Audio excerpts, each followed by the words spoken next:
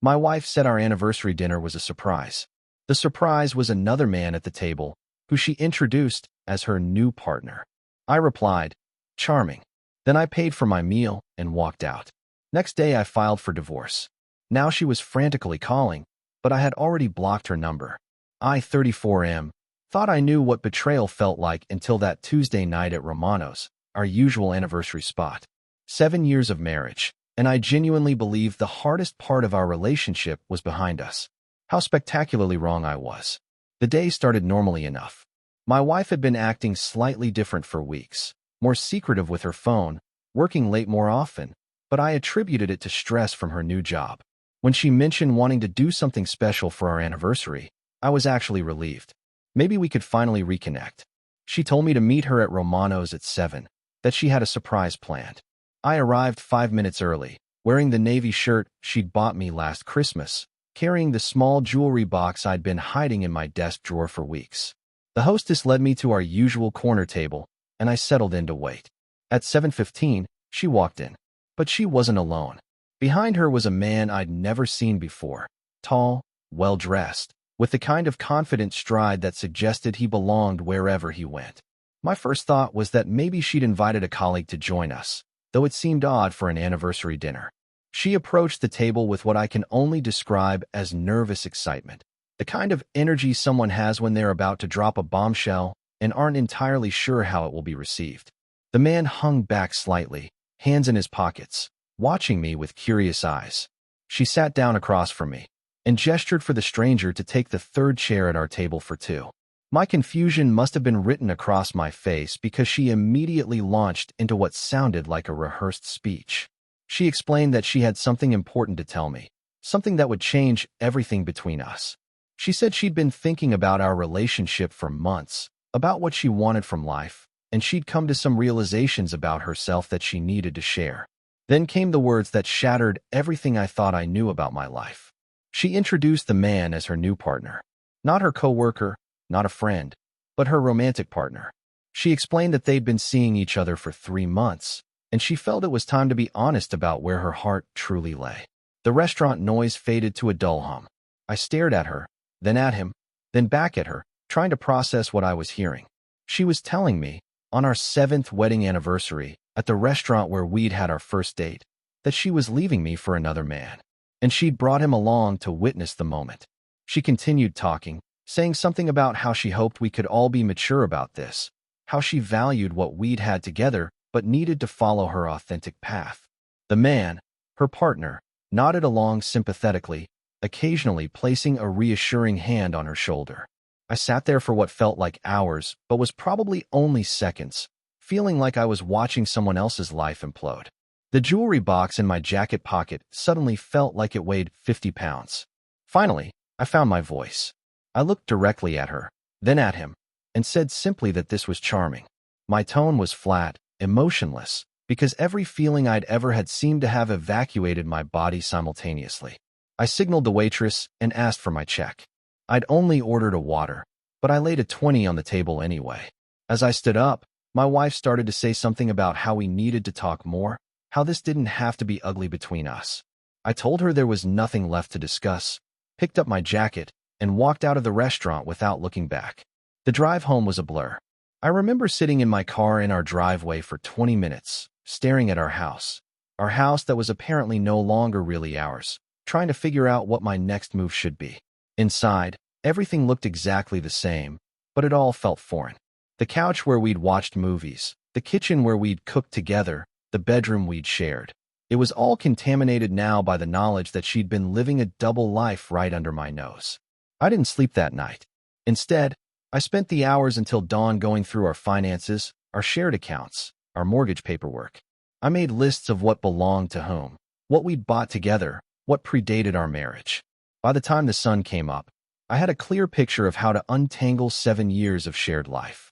First thing Wednesday morning, I called my lawyer. I'd used him once before for a contract dispute at work, and he was efficient and direct. I explained the situation, and he told me to come in that afternoon. By 5 p.m., divorce papers were filed. No fault, citing irreconcilable differences, with a clear division of assets that would be fair but final. That evening, my phone started ringing. Her name appeared on the screen, and I let it go to voicemail. Then it rang again, and again. By the fourth call, I listened to one of her messages.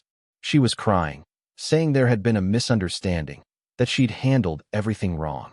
She claimed she'd only wanted to be honest with me, that she'd thought I would appreciate her transparency rather than sneaking around behind my back. She said she still cared about me and wanted to figure out a way forward that worked for everyone. The delusion was staggering. She seemed to genuinely believe that her decision to blindside me with her affair at our anniversary dinner was somehow the honorable approach. That bringing her lover to watch her destroy our marriage was an act of respect rather than cruelty. I deleted the voicemail and blocked her number. Update 1. The blocking lasted exactly 3 days before she found other ways to reach me. She showed up at my office Thursday afternoon, creating a scene in the lobby that had security escorting her out. She sent emails from 3 different accounts, each message growing more frantic than the last. Friday morning, she was waiting by my car when I left for work. She looked like she hadn't slept, her usually perfect appearance disheveled and desperate. She started talking the moment she saw me, rapid-fire explanations about how she'd made a mistake, how she'd realized what she was giving up. I told her to speak to my lawyer and got in my car. She actually grabbed the door handle as I tried to close it, begging me to listen to her for just 5 minutes. I calmly informed her that if she didn't let go of my car and step back, I would call the police for harassment. That seemed to get through to her. She released the door and stepped away, but I could see in the rearview mirror that she was crying as I drove away. The weekend brought a new tactic. She convinced my sister to call me, claiming she was worried about how I was handling everything. My sister, who had always liked my wife, suggested that maybe I was being too hasty, that 7 years of marriage deserved more than a few days of consideration. I explained to my sister exactly what had happened at the restaurant, the calculated cruelty of the situation my wife had orchestrated. The silence on the other end of the phone stretched for a long moment before my sister quietly said she understood why I'd filed for divorce. Sunday evening, I was at the grocery store when I spotted them together, my wife and her partner, in the produce section. They were shopping like a normal couple, his hand resting casually on her lower back as she picked out avocados. The domesticity of it hit me harder than I expected. She saw me before I could change aisles. Her face went white, and she immediately started walking toward me. Her partner followed, looking uncomfortable but standing beside her in what I assumed was a show of support.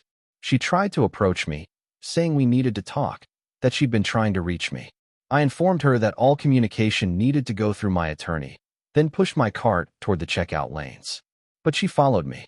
Right there in the middle of the grocery store, with other customers pretending not to stare, she launched into another explanation about how she'd realized she'd made a terrible mistake. She said she'd ended things with her partner. I glanced at him, and his confused expression suggested this was news to him too, and wanted to try to rebuild our marriage. I asked her if she was serious. She nodded eagerly, saying she'd do whatever it took to fix things between us. So I told her exactly what I thought of her offer to reconcile after she'd publicly humiliated me, betrayed our vows, and then spent a week harassing me when I'd made it clear I wanted nothing more to do with her. The checkout line had gone completely silent. Even the cashier had stopped scanning items to listen. I paid for my groceries and left, but not before I heard her partner asking her what the hell she'd meant about ending things with him. Update 2.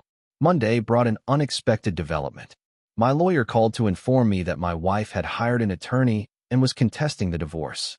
Specifically, she was claiming that I had abandoned the marriage without attempting reconciliation, and she was asking for spousal support based on the potential she'd given up to support my career. The irony was breathtaking. The woman who had cheated on me for 3 months and blindsided me with her affair was now trying to paint me as the one who had failed our marriage. But her lawyer's strategy backfired spectacularly. During the discovery phase, all those late nights and secretive phone calls came to light. Credit card statements showed expensive dinners for 2 at restaurants I'd never been to, hotel charges on nights when she'd claimed to be working late, gifts purchased that I'd never received. More damaging was the digital trail. Her phone records showed months of communication with her partner that began long before she claimed their relationship had started. Text messages recovered during the legal process revealed detailed plans for their future together, including discussions about her leaving me that dated back 5 months. She'd been planning her exit strategy since before Christmas, all while accepting anniversary and birthday gifts from me, while making plans for our future, while sharing our bed. The worst part was reading her messages about me. She described me as comfortable but boring, someone who was stable but not exciting. She wrote about how she felt trapped in our routine, how she craved adventure and passion that she could never find with someone like me. One message in particular stuck with me. She told her partner that she was staying with me until she figured out the logistics of leaving, but that emotionally, she had already moved on months ago. She was essentially using me as a placeholder while she arranged her new life. When confronted with this evidence, her claim of wanting to reconcile became even more insulting. She wasn't trying to save our marriage. She was trying to save herself from the financial consequences of her choices. Her partner, it turned out, was married too. Once his wife discovered the affair, he suddenly became much less available for my wife's grand romantic adventure. She was potentially losing both relationships and facing the reality of starting over alone. My lawyer advised me that her spousal support request was unlikely to succeed given the evidence of her infidelity, but the process would drag out longer than I'd hoped. Still, I was prepared for that. I'd rather spend extra time and money in court than give her another opportunity to manipulate the situation. Update 3. 3 weeks after filing, I got a call that I wasn't expecting. My wife's partner, or rather, her former partner, wanted to meet with me. Through his own attorney, he'd reached out to mine suggesting we compare notes about the timelines of our respective divorces. I was hesitant at first, but my lawyer pointed out that his testimony could be valuable in establishing the duration and seriousness of the affair. We met at a coffee shop downtown, two men whose lives had been upended by the same person's choices. He told me that my wife had portrayed our marriage as essentially over, claiming we'd been separated in all but paperwork for over a year. She'd said I was aware of their relationship and was fine with it, that we were just working out the details of an amicable split. The realization that she'd been lying to both of us simultaneously was oddly comforting. It confirmed what I'd suspected, that the woman I'd married was simply gone, replaced by someone capable of elaborate deception without apparent guilt or remorse. He also revealed something that added another layer to her desperation to reconcile. She'd been telling him that she was planning to leave her job to focus on starting a family with him. When his wife discovered their affair and he ended things, she was suddenly facing unemployment with no backup plan and no relationship to land in. Her frantic attempts to reconcile with me weren't about love or regret. They were about survival. She needed someone to support her while she figured out her next move, and I was the most convenient option. That conversation was the final piece I needed to put the whole picture together. The woman who had sat across from me at Romano's, introducing her lover like she was sharing exciting news about a promotion, had been calculating and manipulative for months. Every gesture of affection, every moment of intimacy, every shared laugh had been performed while she was actively planning to leave me. The divorce was finalized 6 weeks later. No spousal support, assets divided according to what we'd each brought into the marriage plus an equal split of what we'd accumulated together. The house went on the market, and we split the proceeds. I heard through mutual friends that she eventually found another job, though at a significant pay cut from what she'd been making. Her brief attempt at dating again didn't go well, apparently. Word was that she'd gained a reputation in our social circle for being untrustworthy. As for me, I bought a smaller place across town and started rebuilding a life that was entirely my own. The first few months were harder than I'd expected, not because I missed her, but because I missed the idea of having a partner, of sharing experiences with someone who cared about them as much as I did. But gradually, I realized that living authentically, even if it meant living alone, was infinitely better than sharing space with someone who was only pretending to be present. 6 months later, I can honestly say that blocking her number was one of the best decisions I ever made. Not because it protected me from her manipulation, but because it forced both of us to face the reality of what she destroyed. Sometimes the most loving thing you can do for someone is refuse to enable their worst impulses. By walking away cleanly and completely, I gave her the opportunity to face the consequences of her choices without being able to use me as a safety net. I never did give her that anniversary jewelry. I returned it to the store and used the refund for the security deposit on my new apartment. It seemed like a much better investment in my future. The last I heard, she was still single, still struggling financially, and still telling anyone who would listen that I had overreacted to what she called a moment of poor judgment. 7 months of planning and 3 months of active deception, reduced to a moment of poor judgment. But that's her story to tell herself. Mine is about learning that sometimes the greatest gift someone can give you is showing you exactly who they really are, even when, especially when, it's nothing like who you thought they were. I'm grateful now for that anniversary dinner at Romano's.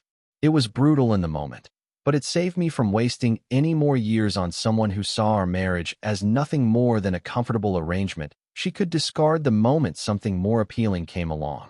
The surprise she had planned for me that night ended up being exactly what I needed, just not in the way either of us expected.